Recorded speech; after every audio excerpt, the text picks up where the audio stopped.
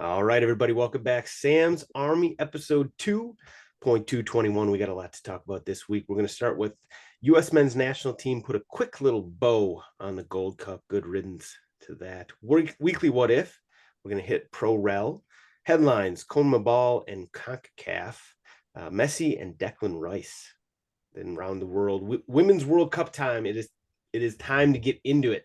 This week, we got the Women's World Cup is here. It's time to do some previews and maybe a little predictions and just start to get your mind right, because for the next month, that's going to be a big topic of conversation.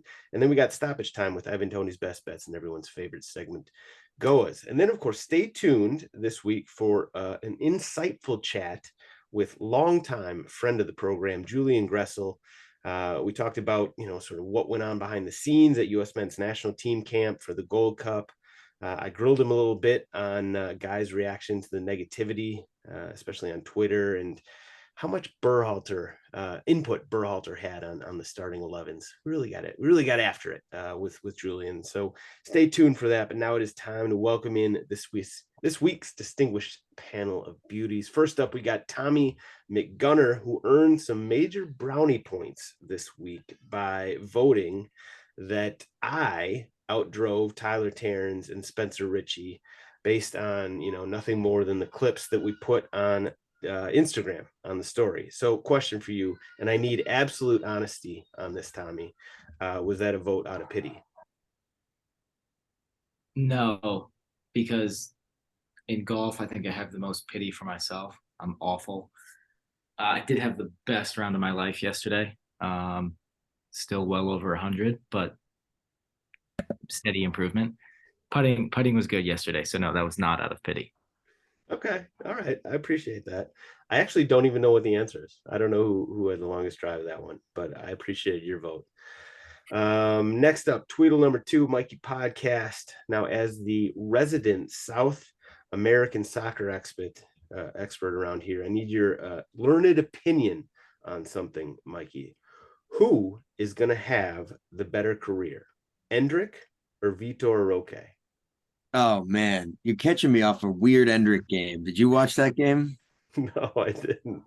Um, he's obviously a star, extremely confident in playing in a physical league, but I don't think putting the child as the lone nine on the road was such a smart idea, or at home, even in a competitive game like that. He just looked like a kid, so that's going to be tough. Let's go with him. I'm going to go with him because I don't think Vitor Roque is going to be somebody I'm rooting for a while. He's not going to be in any clubs that I love. I do have a soft spot for a youngster going to Madrid like that. So I'm going to root for Endrick more than I'm going to root for Vitor. No, this is a vote for Real Madrid over Barcelona. Yeah, for sure. Okay. I'm a Madrid guy over Barcelona. Time and time again. Fair enough. Now let's move on to the U.S. men's national team segment here. Let's keep it quick and let's say goodbye and good riddance to the 2023 version of the Gold Cup. Hopefully we never speak of it again. U.S. lost in highly regrettable fashion. It was 1-1 to Panama. We lost on penalties in the semifinals. So let's start with the one-word answer game, which everybody knows and loves around here. One word to describe that game, starting with you, of course, Tommy. I had a game myself, so I didn't watch. So good start. Yeah. So absent. I'll put absent as my one word. That's actually fairly appropriate. So I think that's fair. Mikey, what do you got for us? I'm going to say triggering because I think what it did was hit all the sweet spots of somebody who wants to hate, while also still kind of, it's the B team, C team, arguably. It's a cup we don't care about. So the people who are apologists can do their thing as well. So what it did was unnecessarily add a matchbox to whatever was already bubbling under the surface. So I'm going to say triggering. All right. That's fair. I mean, it was, I think, regrettable is the word that came to mind when I first thought about it. And, I hate to say this, but it's probably true that we were in sort of a can't lose situation right there. If we win the Gold Cup, if we beat Mexico and win the Gold Cup, I mean, that is, shit talking for life for us. The fact that we didn't win it, obviously kind of stinks, but you know, for fans, it's frustrating and disappointing. But we will express that disappointment and frustration at the federation because they didn't send the A team. And there are absolute reasons. There's understandable reasons why, you know, we didn't have guys like Gio Reyna, Christian Pulisic, you know, McKennie, et cetera, et cetera, et cetera there. They need a break, right? The European season is basically starting now. And these guys were coming off of a long 11-month season, which included an unprecedented mid-season World Cup. Like, these guys needed a break. I understand why the federation did it, but it's frustrating. Like, we always want to see the best players out there. We always want to, you know, win for you know, for shit talking purposes, if nothing else. And so it sucks that we didn't have sort of our A team out there. Mexico did. If they didn't win this World Cup, that would have been tough scenes for them. But congratulations to them for winning it, as they, you know, as they should have. Shout out to Panama. I thought they played a pretty good tournament, you know, and they played well against us. They're just a tough team to play against. We just didn't have enough, you know, creativity and playmakers to break them down, and it showed. So, you know, it's over. It's done with. Quickly, you know, some names that come to mind for me in terms of, like, you know, sort of who boosted their stock. James Sands and DeJuan Jones were the two that sort of off the top of my head, I was like, okay, you know, those are guys that deserve more looks. You know, I know some other people might say Georgi Mihailovic, and that's probably true. He played well in several of the games. He didn't play quite as well in the knockouts, I'd say. Cade Cowell, you know, Gianluca Busio was up there. And then on the other side of the same coin, you got guys that, you know, definitely did not help their case for, you know, seeing more minutes in the national team. Alex Zendejas, clearly probably at the top of the list, maybe because of the expectations we had for him coming in and the fact he was on that Nations League team. Man, he just did not mesh with this squad. And then center backs for me. You know, Jalen Neal was kind of hit and miss. Obviously he's 19, so let's keep that in mind at this point. But Miles Robinson, another one that I kind of maybe had higher expectations for. Those are the guys that stand out. Mikey, anybody else coming to mind? No, DeJuan Jones was the one I was going to bring up, but I think you pretty much covered the ups and downs in the tournament. Yeah, I got nothing else to say. I'm done with that entire tournament. I know that the guys come back this fall. We play, I don't know, Germany and somebody else, and Oman and Uzbekistan or something like that. I don't even know what the schedule is, but when it comes up, we will be ready to talk about it. For now, over and done with, except for one thing. Let's give BJ Callaghan, who is, you know, he had his moment in the sun. I think he did a pretty good job guiding us to the Nations League title and then, you know, into the semifinals of the Gold Cup.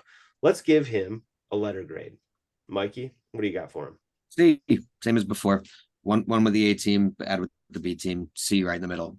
I think you can pretty much walk away saying it was unremarkable, non-memorable, however you want to describe it. This will not live in history.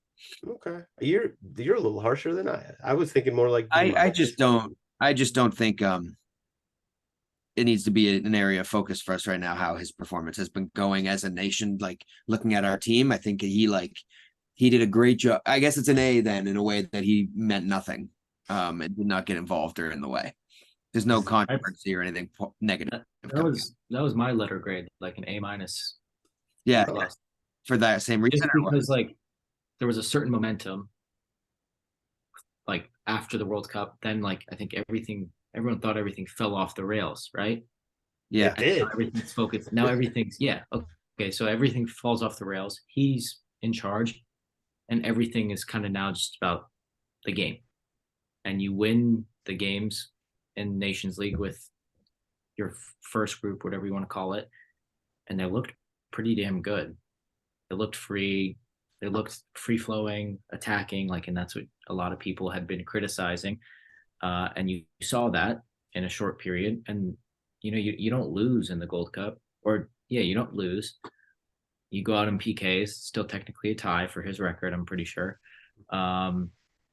So yeah, and PK shootouts can go any way. And I still don't think it hasn't fallen off the rails. Like I think the status for U.S. men's national team among fans has probably gotten better since he took over. I mean, it's hard to get worse, but it was possible. So Yeah. Okay. That's a good argument. Good case to be made for BJ. I think you're right. There's something to be said for the fact that we were for the most part, at least when it came to what he was doing, we were talking about soccer, as opposed to a lot of the stuff surrounding Berhalter was not about soccer. It was about, Berhalter or Berhalter and this person and that person. So well done, BJ Callaghan. Way to allow us, at least for a little while, to focus on soccer. We'll move on. Over and done with. Goodbye, Gold Cup. On to weekly what if, and we're going to tie weekly what if in with headlines here. So I'm going to start out USL, just in a hypothetical world. What if the USL voted to implement promotion and relegation? What would happen in that universe, Mikey? Well, I hope you can tell me some stipulations about just what leagues can move and when they can. But at this point, what would happen is a whole lot of pants pooping in front offices across the bottom of MLS almost immediately, if that would happen to be involved in some capacity. I'll give you a little stipulations here. Just hypothetically speaking, what if it was going to be 3 leagues? One of them was essentially, USL Championship, the top one. And then one of them was going to be USL League One. That'd be the bottom one. And then they were going to come up with some melding, amalgamation of the two and perhaps new teams in a third, middle league. And so in between those, you'd have your promotion and relegation. That's the stipulation. Not much. That's all we know from the sources. Well, listen, what it really is going to be a very, very high level. I mean, we're talking about clubs that do have to survive and bottom lines that will kill franchises and some of these clubs that are on the smaller end. I would like to think that it's more of a case study to be presented for larger interpretation, is more than anything. I hope it's the United States Soccer Federation testing out a model that could possibly be implemented now. That's one way to look at it in an optimistic, way. I don't think that's true though. I think it's, I think it's USL. I wonder who's driving this, because whoever's driving this must have been the one that leaked it. It sounds like the league wasn't quite ready to come out with this, even though it's been, there's been murmurings about this for weeks, if not months at this point. But the fact it came out now, it seems like whoever wants this to take place is probably the one who leaked this, because then you're going to get, understandably, you're going to get the fans sort of revved up and talking about it and excited about it. And that's going to put pressure on, the people who actually vote. And so I think that's important to keep in mind. So now we're moving from the hypothetical onto the real world here. Yeah. It's important to keep in mind that this is in no way like a sure thing. It sounds like, I mean, there's a lot of reasons why teams and whoever it is that's voting, the owners, would vote against this, whether out of, self-interest, whether out of sort of just or self-interest, mostly self-interest, but nervousness about what it would mean. Right. I mean, like there's risks to taking the brakes off of a league. We've seen it numerous times in the United States over the years. So, I guess we'll see. I know Tommy is a part of the players union, so you probably can't say much. Do you have anything to add at all, Tommy? Yeah, I think you guys just nailed it on the head. It's kind of like the people familiar with college soccer trying to go to the full calendar year instead of just the 3 months. From global pressures on player development, stuff like that. I think on a bigger scale, similar where, you have parties that are on one side of the spectrum or the other side. And I think with anything, it's very hard to get people on one extreme onto the other extreme and vice versa. So I think that's the next steps either way. And yeah, you want to see more information as well. I think we all do. Yes, I think we're all excited to hear more about what exactly this would mean, what it means for MLS. Like it's hard for us to say at this point. I saw a lot of people when I posted the announcement on Instagram, or not. It's not an announcement. It was anonymously sourced reports about a potential announcement in the future. A lot of people were like, oh, they'll never compete with MLS just based on this. And yeah, that's right. It's not really about that. I mean, it maybe in the long term, decades down the road, having promotion and relegation could sort of help boost the standard and boost interest in USL and all that stuff. But in the short term, it's more about having just a different product that people could, listen, people have been talking about this on Twitter. There are people who, I swear to God, do not do anything but tweet about promotion and relegation all day, every day. It's wild. These people, like, their lives must be so weird. But anyway, this essentially is going to be the test of all that, those people, Ted, whatever the hell his name is, the guy that tweets anytime you say anything about promotion or relegation, he's going to be in your mentions, talking about whatever. Those guys, like, this is a test of everything they've been saying for years, that all it takes is promotion or relegation. And, things will magically just sort of, it'll become this Nirvana-like experience, and US soccer will grow, and racism will go away, and, everything will be just beautiful and wonderful in the world. We'll see. I as somebody who doesn't have any sort of skin in the game in terms of, putting millions of dollars into a USL club and all that, like, I'm just enamored with the idea, and I really hope they go for it. But as somebody who, can try and put myself in their shoes, like, I can understand why somebody would be a little nervous about it. So we'll see. Good weekly what if that was based in reality this time. Rest of headlines.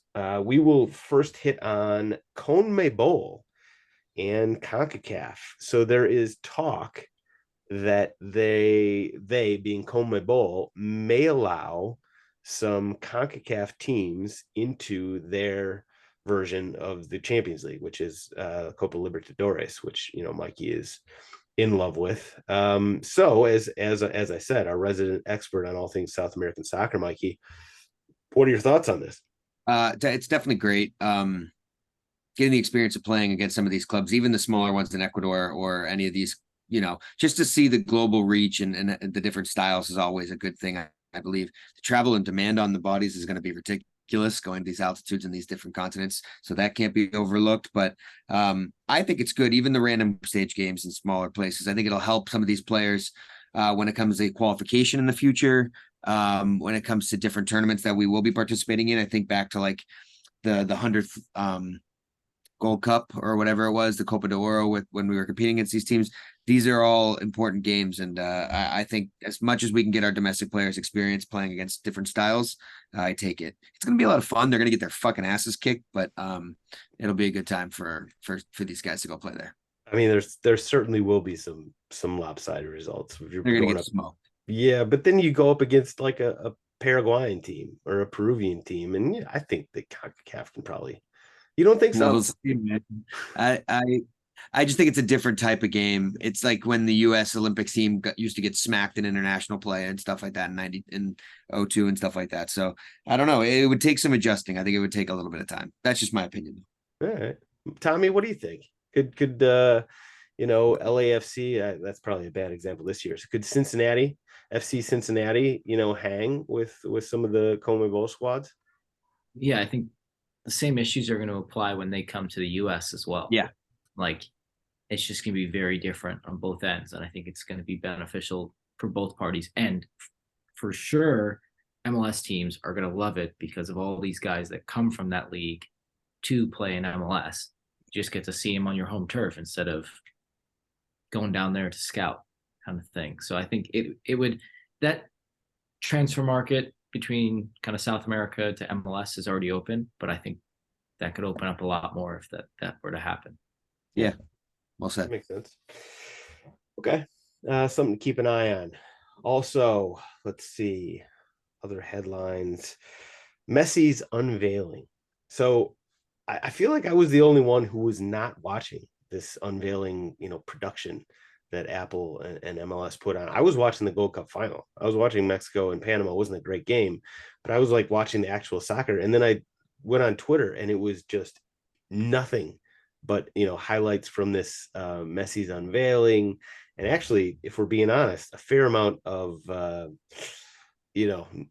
negative It stunk, response. Sam. So yeah, did you watch it? Caught it. Yep. What are your thoughts? Was it as bad as sort of some of the people on Twitter said? Listen, as one of the rare, I'm sure a lot of people can remember that Beckham unveiling, right? And what that felt like. Picture we had the Beckham unveiling at home version. It just wasn't the same magnitude and level. It didn't feel as big. Having Burrell to be a part of it was hilarious. Messi definitely has no idea who that is. It was very interesting. I'll just say that you can see that Apple is clearly prioritizing it. They probably had 75 people writing the script for how this thing was going to go, and it showed. I wish we had Tyler on for this one. I'm glad we don't, because I wouldn't be confident. This was like what happens when every single creative gets to give their opinion and they try to pull it all off in one thing. Too many cooks in the kitchen. It was the most corporate suck thing I've ever seen in my life.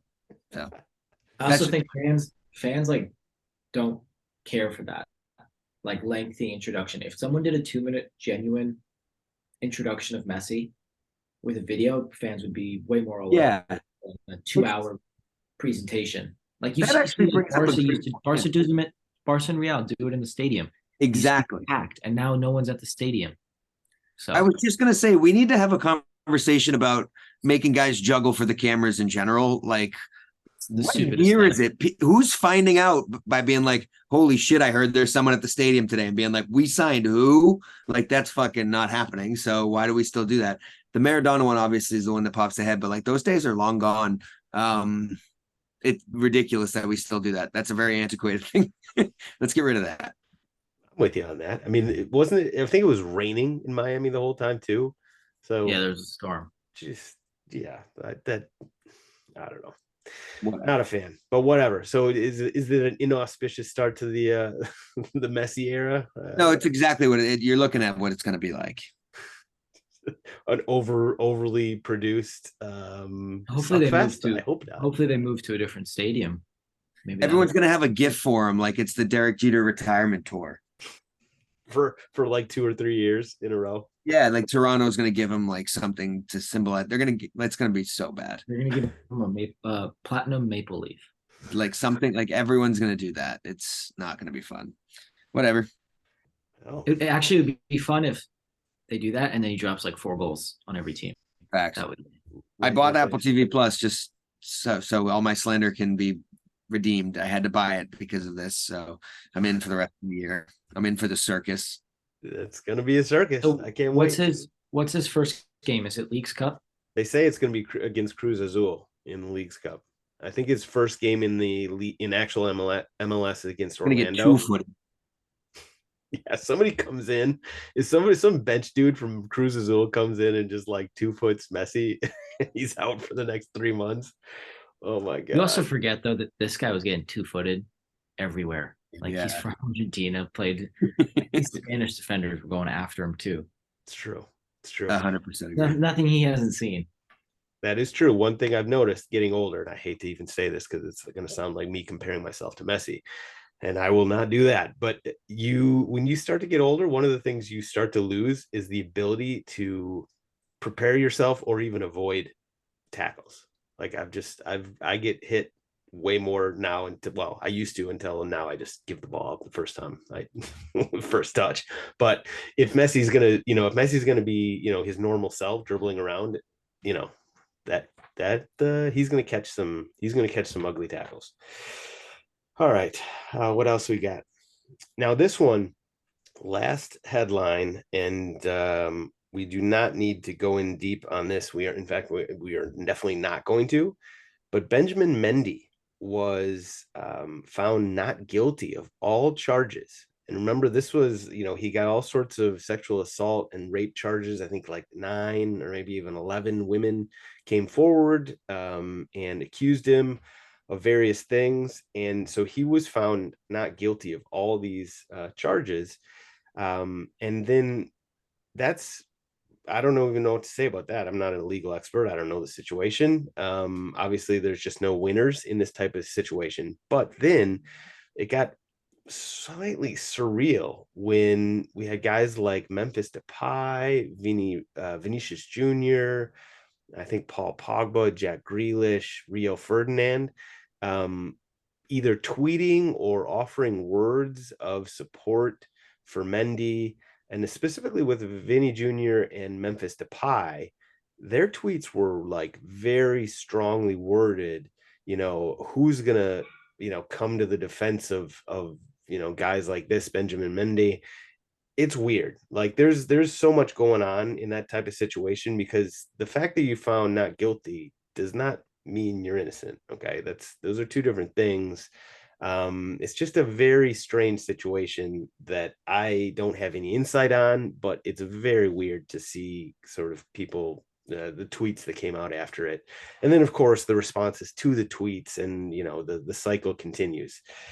Just an unfortunate situation where there is no winners, and we'll move on from that. Okay, so round the world time. Well, it is, as I teased before, Women's World Cup time. And I know, like, a lot of people haven't been sort of paying attention to the friendlies and the preparatory send-off games and all that stuff. That's fine, no problem. You're not in a small minority there. But when the US starts playing in the Women's World Cup, you guys and girls, everybody's going to be into it. Okay, so now it's time to just start getting your brain right. Okay, so we're here to help you, and we're just going to ease into it with a nice little preview segment. I'm going to give you some general talking points. Then I'm going to give you some thoughts on each of the groups, and I'm going to keep this really, really quick. Then we'll give some predictions for the tournament, and specifically for the US. And then you guys can think about it. And then the US plays their first game technically on Saturday, but it's in Australia, so it'll actually be on Friday night here in the US. Friday night at 9 o'clock, I believe. I don't know if that's Eastern or Central time. Keep in mind, this tournament is being played in New Zealand and Australia, so kickoff times, yeah, they're gonna kind of suck. So just be prepared for that. So here's some talking points, just to get you get your mind going, get you into things a little bit. As I said, games in Australia and New Zealand to kickoff times will stink. Our 3 group stage game kickoffs are at 9 p.m., and 3 a.m. So prepare yourself. The field, by the way, has been expanded for the first time from 24 teams to 32 teams. And that means we got 8 teams. That doesn't necessarily track, but we do have 8 teams, 8 nations that are making their Women's World Cup debut. We got Haiti, Ireland, Morocco, Panama, Philippines, Portugal, Vietnam, and Zambia. Those are all teams that are making their first ever appearance in the Women's World Cup. So there's 2 big picture themes.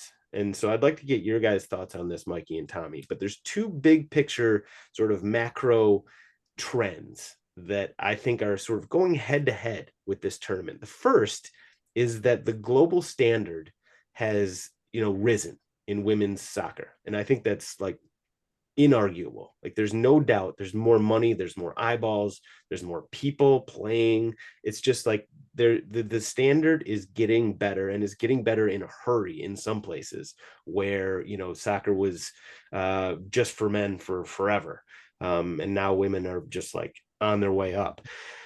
So the thought is that those 14-0 beatdowns that, say, the US put on Thailand last time around, those type of ugly score lines are, according to some people, going to be a thing of the past. That's one thought. The other thought is that while you're expanding from 24 to 32 teams, and therefore you're kind of watering down the quality, in the, of talent in the tournament. So perhaps, there will be some beat downs like that, because the talent won't be quite as high across the board. So what is your thoughts, Mikey? Do you think that which one of those trends will come out on top? Well, I mean, I'm looking at it mostly from a betting perspective, but Exactly. yeah, Exactly. yeah, I think that's pretty much where my head's at with this. So you think, but basically, do you think that there's going to be some big beatdowns, like the 14-0 types, the 11-1 No, types? I really do. Yeah, I think just the names, when you think about some of the groups that, like, if you're looking at the Spain group, for example, Zambia is in the group. I don't know how good Costa Rica is. Norway could even put a beat down on a team like the Philippines. These are tiny, tiny nations. And when you think about the women's game, I think it's even less equipped to deal with expansion than the men's game would be, for obvious reasons. But I just am a little bit worried that it's going to continue. Yeah, I'm going to be betting that way. I agree. I think that, in a world, 4 years down the line, 8 years down the line, I do think that we're gonna kind of like, on the men's side, we used to have those 7-0 whoopings of, like, Germany. I remember beat the pants off of Saudi Arabia back in the day. I think they did that multiple times. But, like, then you got Saudi Arabia, who came into the 2022 World Cup and they beat Argentina. So I know that that's just anecdotal and it doesn't really mean anything, but I do think that, the 14-0 US over Thailand last time around, I do think we're going to get some of those this time around, because I do think that the standard is going up, but I don't think it's gone up fast enough to compensate for the fact that you're adding 8 more teams to the field. So I do think, I agree with you. Point being, from a bettor's perspective, I think that there's probably going to be some games where you see, like, you said Norway, I think that's one, US, England, perhaps France, Brazil, like somebody's going to put some beat downs on some of the smaller teams. Okay, now quickly, I am going to make this really quick, because listen, there's 32 teams and I could be sitting here for the next hour going over things, but I just put down a couple notes about each group. Group A, Norway, as Mikey said, so they're one of 4 nations that has won the Women's World Cup. This was back in 1995, granted, but the fact that they have the talent to see, they've competed in several mini tournaments. What I will say about them is, and this is from a bettor's perspective, Norway overs, I like that. If you look at their attack, they've got players and playmakers from Chelsea, Arsenal, Barcelona, and of course Ada Hegerberg from Lyon, and that's just going forward. So Norway overs, I like that a lot. Put that in the back of your mind. New Zealand is the only other thing I'll say. New Zealand, they've played 15 games in the Women's World Cup so far. Guess how many games they've won? None. 0. They've won 0 of 15 games so far, but they are a host nation, which, historically means that they tend to perform better.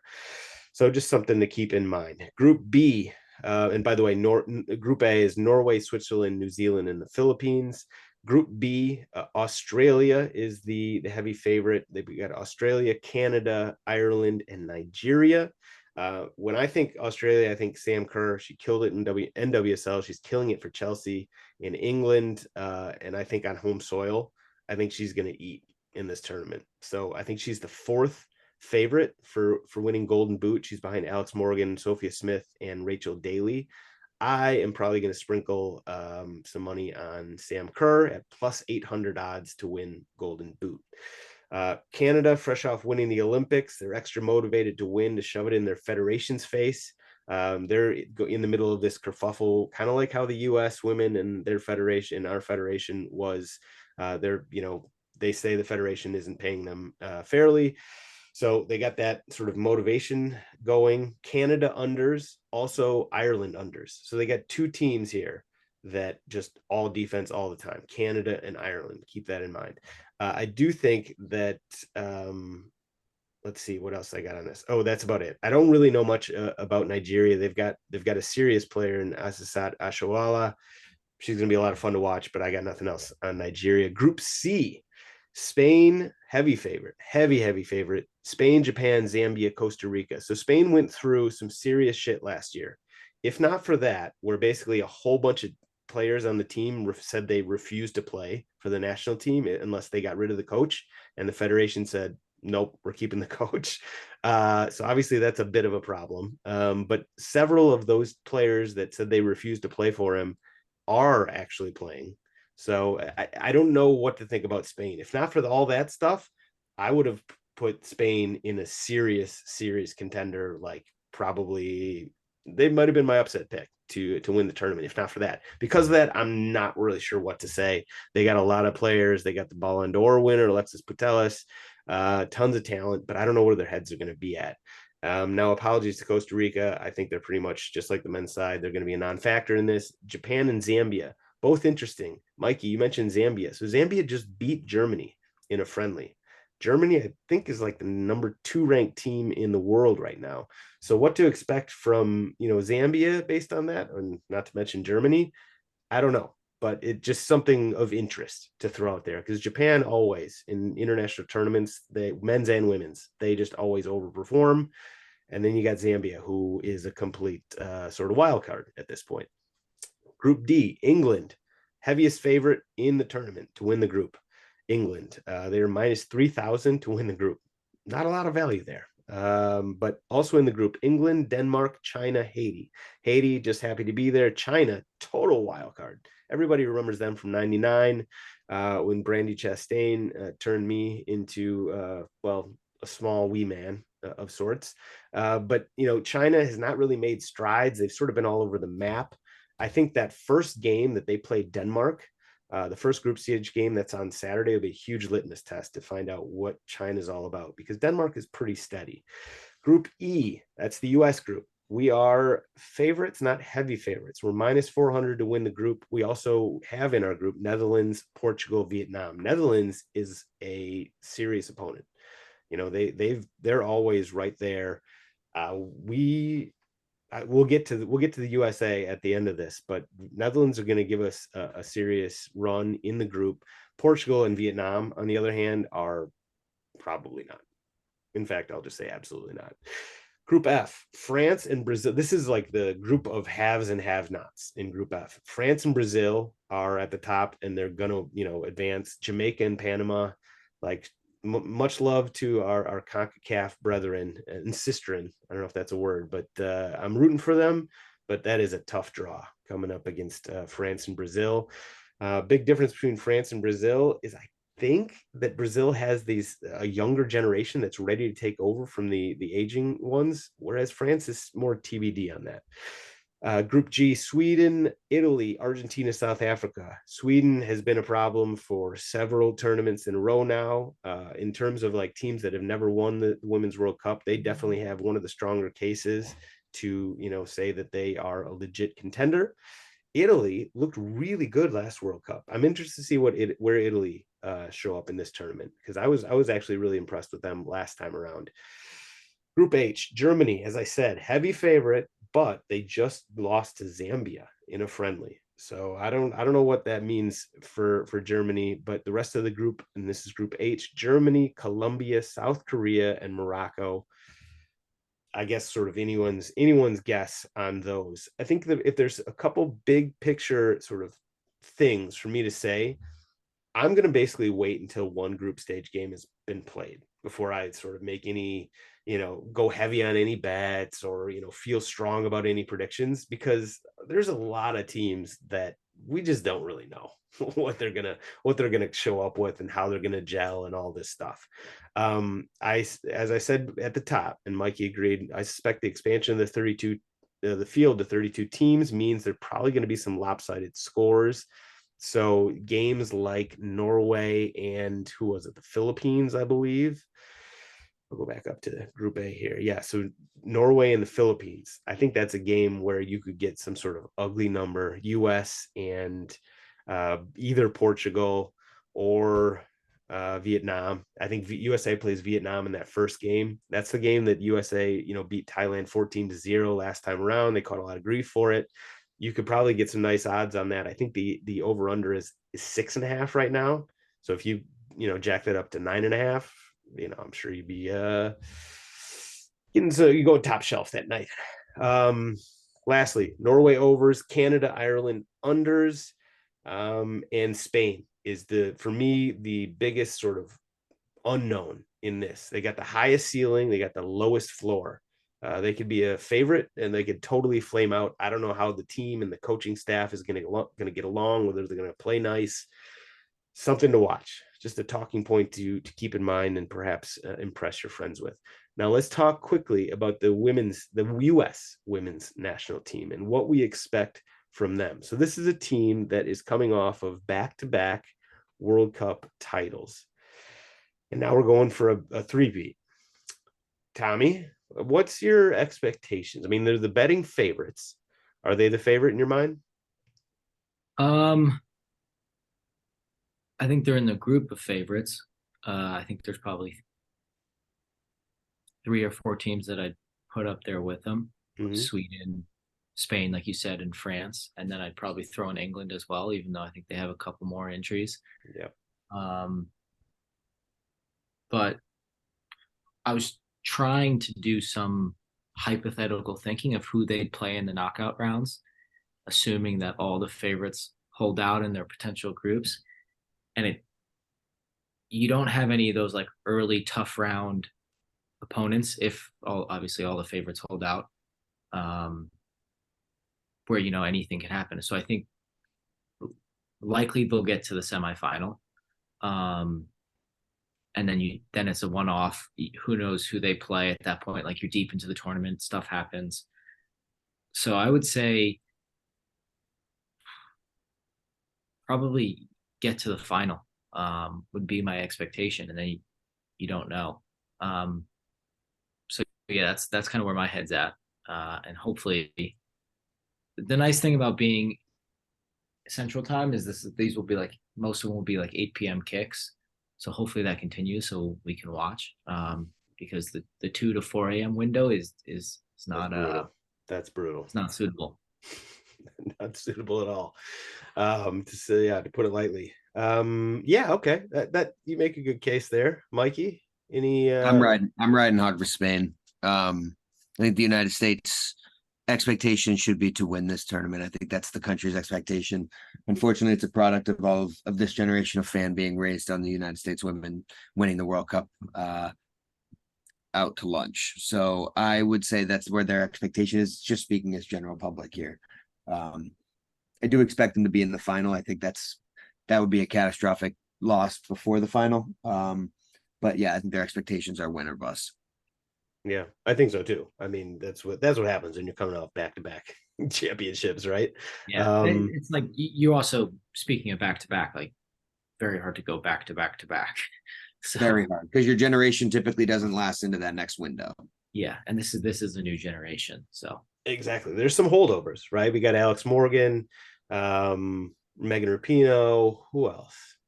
There's at least one other. Lindsey Horan has been on. Oh, there's a lot of holdovers, just sort of one. But in terms of the people, yeah, they've been to all 3. There's might be a couple. Alyssa Nair may have been on all 3. I'm not sure. But yeah, you're right. There's a lot more new faces. But that's not necessarily a bad thing. Like, they've got some women that can play. Trinity Rodman, Sophia Smith, just are the ones that come to mind off the top of my head, and they're going to be scoring goals, so they'll get a lot more publicity. But like, we got new faces at the back. Hopefully Rose Lavelle is healthy. I don't know what her health status is at the moment, but yeah, I mean, the U.S. team is stacked. Like Mikey said, Spain is a team that I think is one to watch.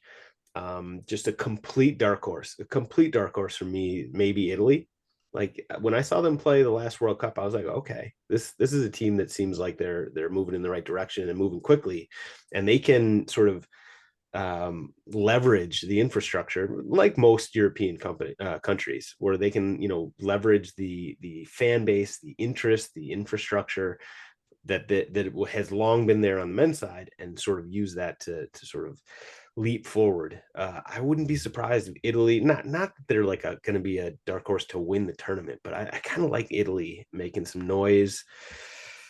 Netherlands could be up there, unfortunately, and they're in our group, so that'll be something to watch. But Yeah, I'm excited about this. I know people aren't talking about it nearly as much as they would be if this was the men's World Cup right now. But just wait a couple days. As soon as the women start playing, it's going to be tweeted about left and right. There's going to be a lot more commercials for it.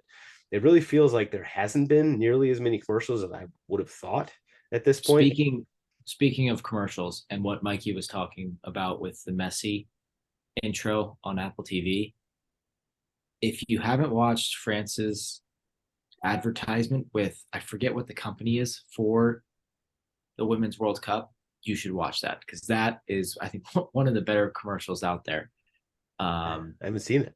It's like a 90-second video or something, and it's all these highlights of the national team playing, but they've like used like CGI to make them like Mbappe, Griezmann, and then they're like, look at all these great plays, and then they go back. It's actually the women and tell them that these are actually the women making these amazing plays.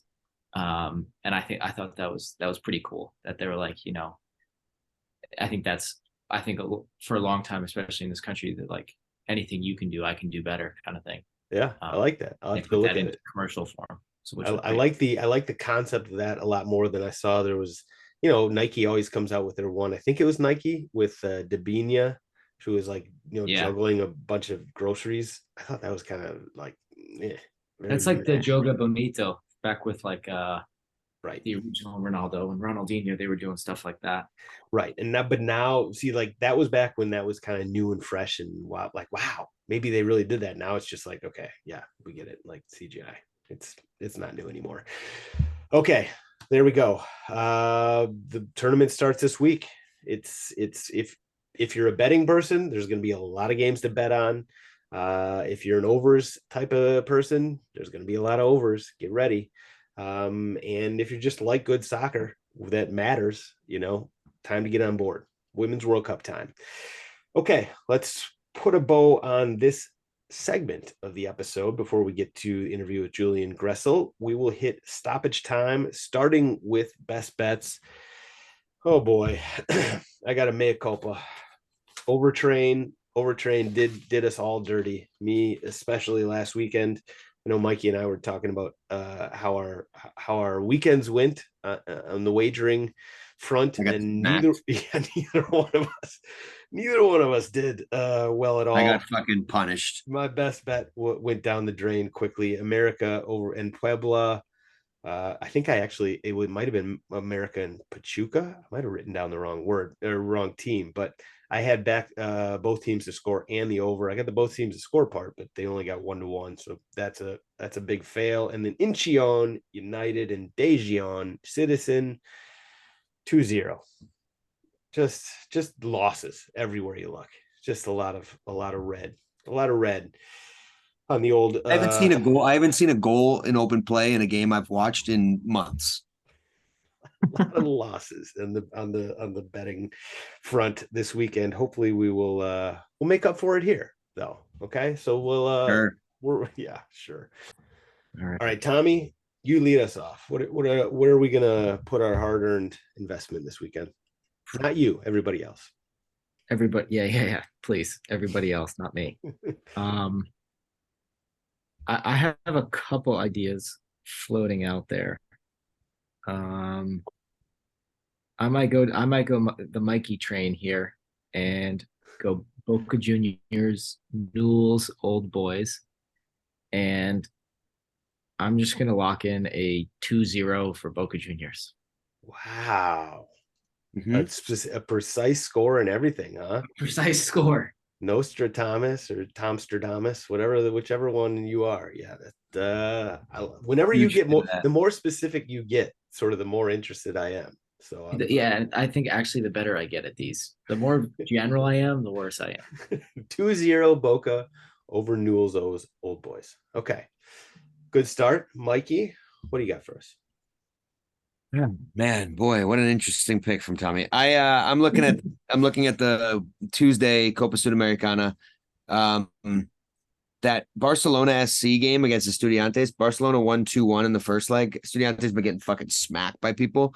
But if you know anything about Ecuadorian sides, it's that they primarily need to do most of their work at home because they are like 7,000 feet in the air, and teams sometimes go there and do not know how to move. So the fact that they only have a 1 goal advantage, I would take Estudiantes to survive from that group. If that's still minus odds, because I haven't checked, double that up with at America MG over Colo Colo at home as well. So maybe a 2 for tomorrow. They're both down 2-1 going into the second leg. Take the home side to get out of the round. You're going to get plus money on the 2 of them.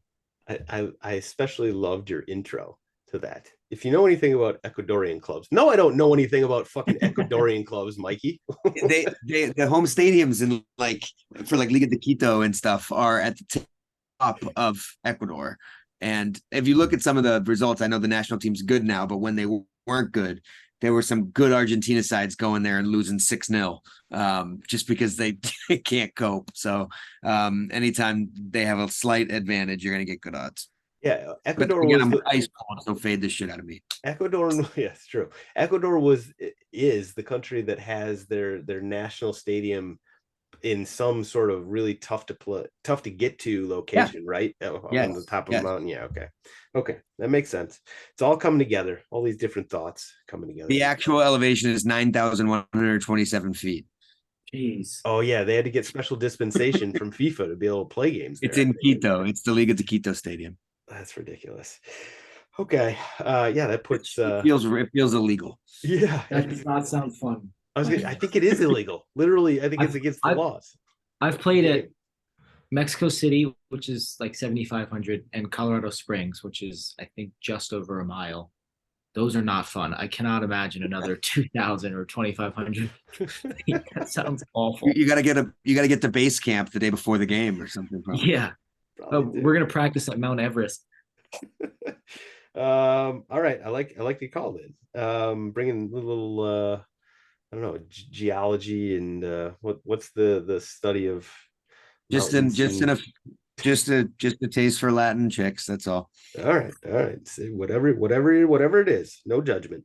I'm gonna go into Bolivia, where Bolivar is hosting the Strongest on Sunday. 4:30 on Sunday. And these guys, first of all, both these teams give up and concede goals. The Strongest is the best team in Bolivia at the moment, but even they concede more than 1 goal a game. What a name, by the way. The Strongest. Yeah, right? The second place team has a way better name than them, though. Always the Strongest. Always ready. I was gonna say them too. There's so many good names once you like Libertad, Gran Memore, Blooming. Bolivia really has some good names there, but I'm going with the Strongest. They are going to play Bolivar, and yes, I'm staying on the overs train. I'm not going to get too tricky fancy with this one. I'm just going to say over 2.5. Boom. If you want to get spicy, you could just sprinkle a little in both teams to score, maybe jack it up to 3.5. I think the game will end up being 3-1 the Strongest if I'm just gonna like pick a score out. But their last couple of games when they played each other, it was 3-2 Strongest and then 4-4, and those are all in the last few months. So listen, Bolivar hosting the Strongest, Bolivian, whatever they call their Premier League there, over Sunday. Easy peasy, money squeezy. All right, go is time. Everybody's favorite segment. I got a couple interesting ones to throw out, but I'll give you guys the first crack at it. Anybody want to volunteer to lead us out here? Tommy? Yeah, I got one. I'm going to give it to my old college teammate at Notre Dame, John Gallagher, for making his first All-Star game, playing this Wednesday against my beloved Arsenal, tearing my heart into pieces. So I'm rooting for all 10 Arsenal players when he's on the field, and then all 11 when he's not on the field. So that's okay. Big congrats, and excited to watch him this week. That's a good goal. That's what goals are all about. Tim Parker fits in that same category. Obviously, a very good friend of the program. I've offered him certain sums of money to make some injuries happen. He has consistently told me to fuck off, but if it happens, it happens. He's a Spurs fan, so I guess just Just think about it, Timmy. Just think about it. By the way, I meant to ask you guys, since we got two Tweedles on the program, you brought up Arsenal. I meant to ask you guys during the headlines section, Declan Rice. Give me the quick and dirty thoughts on this. Is he the missing piece? Is he too expensive? What are your sort of, reaction to this being official? I got a hell of a quote from Arteta today that will sum up how I feel precisely. He goes, I see him like a lighthouse. He will light up the others and improve the others and make the team better. The way he talks, the ambition he has, and the passion for the game is exactly what we need. So he's going to be my 4 years old. Yeah. Obviously, my only question is, did Arteta in his presentation to the board going up justify the spend by showing Harry Kane clips and saying, look at the calls you can get if you buy the English captain. This is going to be great for our future referee relationships. We'll finally get the respect we deserve. I just think that there's huge value in that. Sam, if you want to start the expensive narrative or say that word around me, I'm just going to plug my ears, my friend. He's 24. We'll sell him again in 7 years for 100 million again, and we'll get the prime of his life. I have no worry at all. This is going to work out. Wow. I did hear one thing though that I will say. With goalkeepers, shutouts are how you measure success. Center back, same way. Strikers, obviously, you can look at goals. He may benefit. That price tag may not be as prominent when you play the position he does. I think wins and losses are all that's going to matter when you spend on a guy at that age and in that position. So, yeah, I'm excited. I'm excited to see how it impacts Odegaard. The way he's going to kind of give up some leadership, I guess, in a way, but also he seems like a guy who brings everyone around him as well. It's perfect, and you know it. So I think it's a really, really beating out Manchester City to a guy like Declan Rice does indicate the sign of the times. So that's all. There's a lot to say, but I could keep going. But yes, it's perfect, and anybody speaking otherwise is just lonely. Beating out, aka spending more money. Okay. Fine. All right. Who's your go with it? Well, I do have a fun one for you this week. It's the bar closest to my house, which everybody knows their own local bar, has a bartender who's been a lifelong Cruz Azul fan. I have known this forever. He always has one of the games on in the corner for the Mexican League, so I end up betting and losing money on that whenever I'm in there. But he, about 5 months ago, told me about the game he was going down to in Fort Lauderdale as a Cruz Azul fan with his son for the first time before this all became what it did. And he gets to go down and see what I hope to be the Messi debut. So nobody deserves it more. It be the guys who make one trip and get lucky like that. So super happy for him. And I needed to give him a shout out this week. I'm going to play this for him. That's awesome. Did he think about selling the tickets for like 25 times the face value? I asked him that same question, and it had not even crossed his mind. See, that's a real fan right there. I respect it. Had not even crossed his mind. I respect that. Now, before I give my GOAWs, I got one honorable mention and then my actual GOA. Quick shout out to Luke McCulloch, who pointed out that Ivan Toney, if you take his full name and just go with his initials, it's I bet. Yep. Ivan Benjamin Elijah Toney, aka I bet. So listen, that's just perfect for Ivan Toney's best bet segment. I meant to actually lead off this stoppage time with that, but I forgot per usual. So at least I got it in. Now I will go with my honorable mention first, and that is to the MLS admin who posted a pic of Arbeloa kissing the World Cup in the welcome to MLS tweet about Sergio Busquets, which was rather unfortunate, I would say. I don't know who did it, and I wouldn't call him out by name even if I knew, but yeah, that was a little unfortunate. My actual GOA, though, is to Florida man or Florida woman. I don't know who it was, but the driver who somehow did not T-bone Messi when Messi ran the red light, leaving his unveiling in Miami or Fort Lauderdale or wherever it was. So, the first thing, like, this would have been the most Florida story of all time. Already is. If Messi just got T-boned. by a car leaving his unveiling for MLS. And by the way, he would have been totally in the wrong. Like, he had a police escort, but it was behind him. And like, he's just like, fuck it. I'm gonna go across all these lanes of traffic, turn left on a red. And somehow Florida man or Florida woman, who gets nothing but shit on by pretty much everybody in this country, deserves a lot of credit for not T-boning the greatest to ever do it.